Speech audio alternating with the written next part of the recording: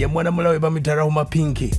Mwana mulawe yasainingidde omukulu bamuyita Jeff Chiwa ndowooza agenda kuweza mwezi mulamba akadde kano ngali mu management y'omukulu Jeff Chiwa mukoledde audio ne video byonna nga bisobodde okuba ate nga bitambula baddewo emboozi egamba nti mwana muwala ono waliwo akayimba akabbibwa. Jeff Chiwa gwe buli kyowuliramu Jeff Chiwa omanya waliwo gyakitambuza gye kigenda. Mwana mulawe bamuyita Rahmah Pinky olunaku olwajja yasobodde okuba ate nga ashootinga vidiyo ye byonna ne biggwa bulungi nnyo.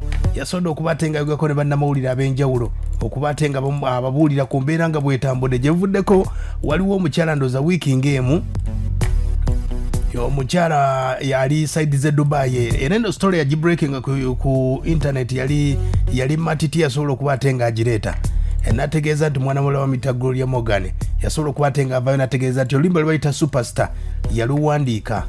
Yali muyimbi mwagwa 2019 covid bwe yajja kwegenda Dubai asobola okuba ate nga afuna akasente akomewo akole video wano ne yeewunyiza nnyo okuba ate nga alaba oluyimba Jeff Chiwa gwe yakasayininga ate nga mwana muwala ayimbye oluyimba. Era omwana w'obuwala ono yavaayo ng'ali ku mukutu gwo gwa obubaka buno yabuweereza matiti ng'ayita ku mutimbagano ku WhatsApp yagamba bw'ati olaba abaana abasinga bali mu biyumba they are talented. Omuntu asobola oba nga asobola okuwandiika ennyimba omuntu akuba ebivuga omuntu awandiika but nti tolina muntu agenda kukwasaganyako nti omukono guno gwa kyuma mu entertainment industry ya Uganda tubeera blocked down. Akitegeera nze ekisinga okunnuma ze seetaaga ssente zaabwe cause I'm working. Jeff ne wagamba nti agenda kuncompasatinga ne wampa obukadde 2 obukadde 3 obukadde 5 mbukola. I don't need that. Akitegera sikolera under pressure. I'm working for 6 hours. Ndi Dubai nkolera 6 hours nkolera mu dduuka liri mu hotel it's a gift shop. Akitegera ekintu kiri ampadde amaanyi ne ku ddungu kwendi okumanya nti Morgan wemba nsobola otuula n'empandiika ebintu ebivudde ku mutima ogwange abantu basobola obyagala. Kimpadde amaanyi nti we nalabye nga Shira Gashumba kumaze oluyimba nalulabye ku Instagram ya Shira nga bipostinze ngamba ni yakoze oluyimba luno naye yakoze oluyimba luno kwe kubuuza Shira ne mtexting nga tebazizeemu ku Instagram biki nenda ku Facebook pages ezenja ye mwana muwala oyo agamba nti oluyimba mwana muwala Jeff gwe yasayiniza oluyimba yatandikidde mu Lubbe era agamba nti oluyimba luno yalukola 2019 yeewunyiza okuba ate ng'omwaka guno ate oluyimba balwetaddeko. Nenjogerako n'abantu abamu nenjogera ne producer yakola oluyimba okitegeera nangamba Glory kituufu oluyimba zisirukola ki zirutondangako oluyimba lulwo bigambo byali bibyo kozi twali ku balcony ya studio ne mugamba omanyi Niki nfunye vibe tukole kino nangamba okay ne tuyingira studio lupapula ku lupapula mu black book wendeta ekigambo wendeta kino kyava mu vibe yange ne tukikola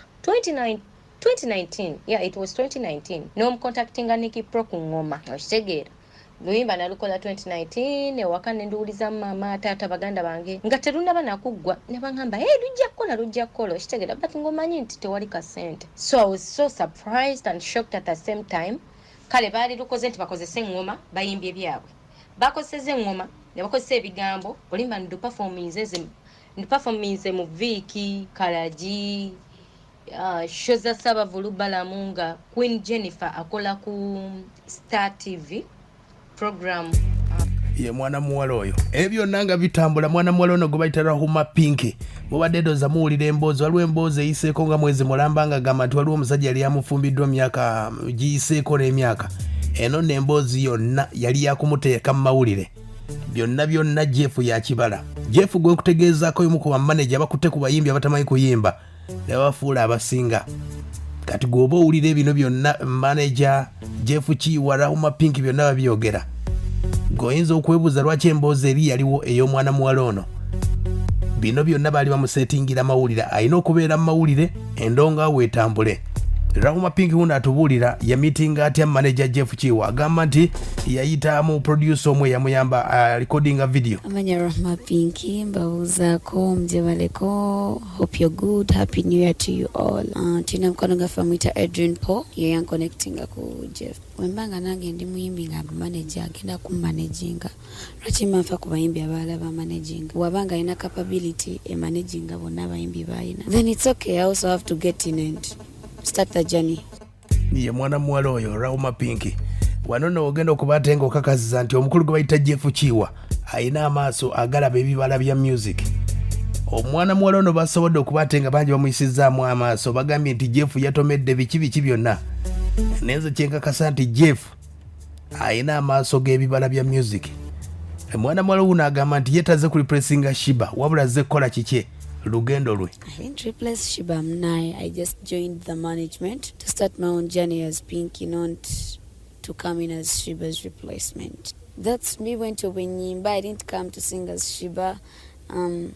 Saze nengamba kangene mu studio Luyimba nga Shiba kubanga so ayimba nga ye kubasinze ye. Me nayimba nze kyempulira kye nali feelinga instead of lyange. So when they say I sing like Shiba, I don't know. That's what they say. I've been looking up to see me. See tunankaone ngama tinjagala ibaga Shiba obachi. Ye mwana muwala oyo. Ye bwagamba nti Shiba ye tamukopa wadde n'akamu naye ng'oluyimba lweyakoze olwa superstar ebigambo byonna fulo yonna vibe yonna eringa ya Shiba. Wano ayogedde ku luyimba olubbe agambye ye tabimanyiiko wadde wabula omuwandiisi w'oluyimba bino byonna Jeff yabivuga. Ndowooza be writer alina obyogerako writer oluyimba kuba nze writer yaguza manager luyimba ne balumpa nengenda mu studio nendukola. So writer waba alina omuntu omulala gwe yali yaluwa oba gwe yali yaluguza kuba writer alina full evidence nti oluyimba lwe yaluwandiika. So literally ebikwatagana n'olwo oluyimba n'okuba nti omuntu omulala agamba nti yaluyimba writer alina obyogerako. Nze sisuubira nti bina nnyo ebinkwatirawo kuba nagula luyimba nengenda mu studio nenduyimba. Aya basi. Jeff Chiwa yavuga mwana muwala ali myaka 17. Ayogera ng'omuyimbi aludde mu system mu myaka nga 10.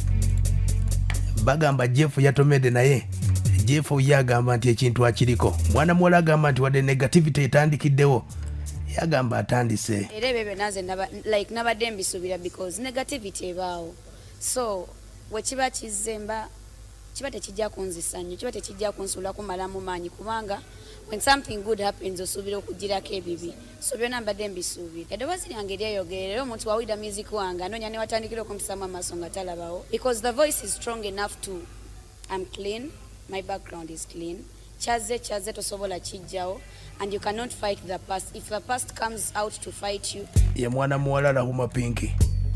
Ye mundu emenye gye tulinawo ya TNS n'omuyimbi gwe bayita Samasoja batandikidde ku Rahmah Pinky ebifaananyi byonna ebifuluma Jeff Chiwa ng'ali naye okuba ate ng'amulaga eggulire litambule. Bino byonna Jeff abikola olw'embeera nti amawulire galina okutambuza endongo.